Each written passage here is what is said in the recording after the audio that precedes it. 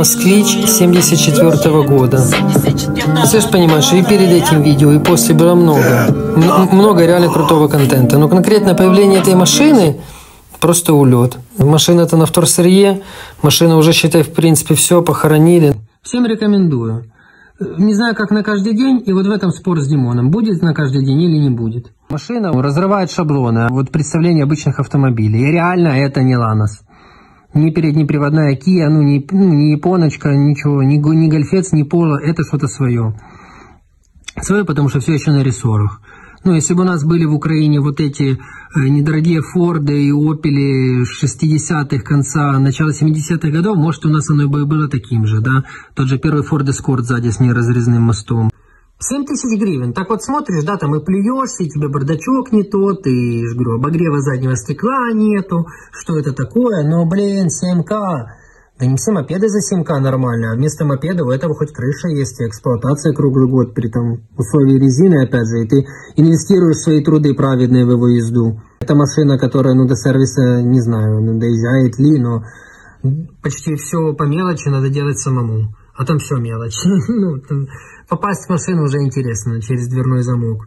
Завести машину, то же самое, зажигание. И, тут либо надо быть максимально не криворуким, но, опять же, постоянно поддерживать. Вот постоянно видеть перед глазами вот эту картину. Да. Москвичу воды скажут, да ладно, раз там в 30 тысяч сделал. Ну ничего страшного. И все. Но пока ты его купил, это может быть даже не раз в 3000. Тебе придется по кругу переделать это все. Вплоть до отваливающегося кардана. Тормоза. Скрипят тормоза. Понятно, тормоза. С тормозами все понятно, прекрасно и ясно. Будут добивать тебя очень долго, потому что это даже не тормоза от ВАЗа. Да, когда ты ездишь на Москвиче, почему-то о ВАЗе говорят даже с придыханием и как о каком-то, некий ГОСТовский продукт ВАЗ. Вот он, уродец. Вот, посмотри на него, это все, это вместо свиданий по вечерам. Шприцевание. Шприцевание это и даже не противно, это интересно. Но это тормоза. И работа такая требует определенной усидчивости. Время потратишь, будешь пересобирать. Точность нужна все-таки.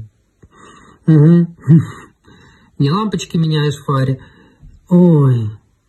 Прикол. То есть оно прикольно по сути, оно прикольно по своей роли, значимости в твоей жизни. Отдельного внимания, конечно, заслуживал, разваливающийся, шатающийся, по сути, кардан. Не сколько разваливается, сколько целостность нарушена, он уже ни за что не держится. Позже начались тормоза. Конечно, звоночек для всех низководов, для всех любителей москвича и подобных машин. Тормоза – это, наверное, та деталь, которая и является той гранью, за которую этот авто не переходит. То есть он не становится современным, как ты его не делай. Вот открывая капот, ты видишь это. Ты видишь такой прикол, и ты, даже как бы ты не был мало связан с автомобилями, как бы это, в общем, не было для тебя чем-то новым, но такое под капотом ты редко видишь. Обрати внимание. Я сейчас серьезно говорю, вот этот уродец, вот эти тормозные цицели, получается, ГТЦ, главный тормозной, это ужас. Мотор BMW. Все любят о нем вспоминать, но ему, правда, 500 лет, наверное, но мотор BMW. Ты что-то делаешь, ты занимаешься вполне себе интересным занятием, как минимум гараж. Без гаража уже плохенько, под открытым небом вот это вот все. И, кстати, прошу заметить, гараж с ямой.